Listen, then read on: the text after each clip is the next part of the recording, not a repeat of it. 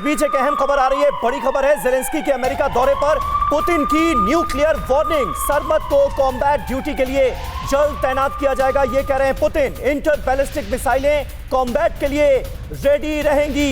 Nuclear forces के combat readiness को improve किया जाएगा। नाटो हमारे खिलाफ पूरी ताकत लगा चुका है, हम जवाब देंगे, ये कह दिया है पुतिन ने। नाटो लगभग अपनी पूरी ताकत रूस के खिलाफ इस्तेमाल कर चुका है। हमारा काम अपनी मिलिट्री ताकत को बढ़ाना है।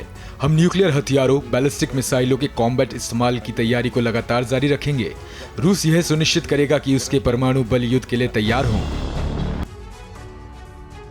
तो वॉशिंगटन डीसी से हुआ वार और मॉस्को से हुआ पलटवार। जी हां, यूक्रेन से वॉर के बीच पुतिन अपने विध्वंसक हथियारों को किस तरह से वॉर में उतारने जा रहे हैं, इससे जुड़ी ये बड़ी खबर है। वॉर जोन में विध्वंसक हथियार लाना चाहते हैं पुतिन। देखिए पुतिन ने अपने किन हथियारों को बिल्कुल रेडी मोड पर रख दिया है। पुतिन के न्यूक्लियर वेपन रेडी।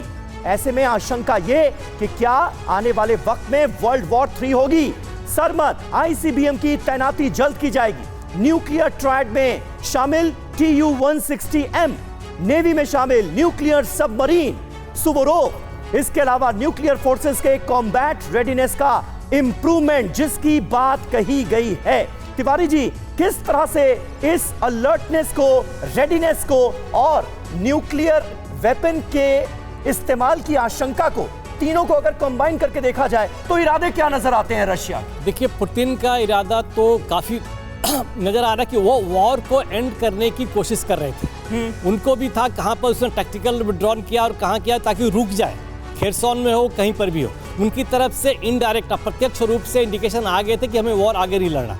लेकिन अभी नाटो का जो अप्रोच है, जिस तरीके से ये आर्मामेंट्स दिए जा रहे हैं, रशिया भी दिए जा रहा है, तो ये तो सिचुएशन खराब हो रही है।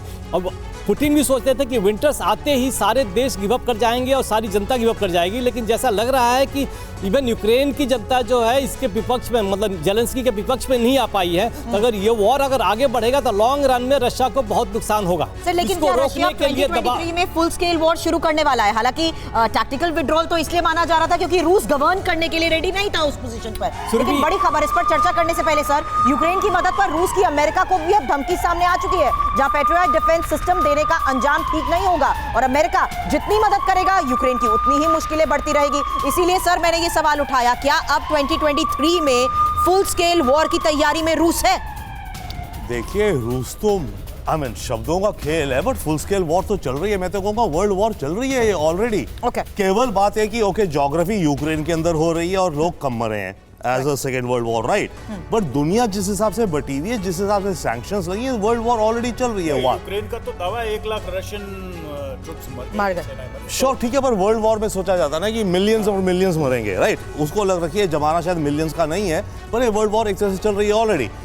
रशिया अपनी पूरा दम लगा चुका है, जहां तक समझ आ रहा है, दिख रहा है, राइट? अब इधर से ये यूक्रेन जो कह रहा है कि आप चैरिटी नहीं कर रहे, इन्वेस्टमेंट, ये बहुत बड़ी बात कह रहा है Zelensky. I mean it's a play.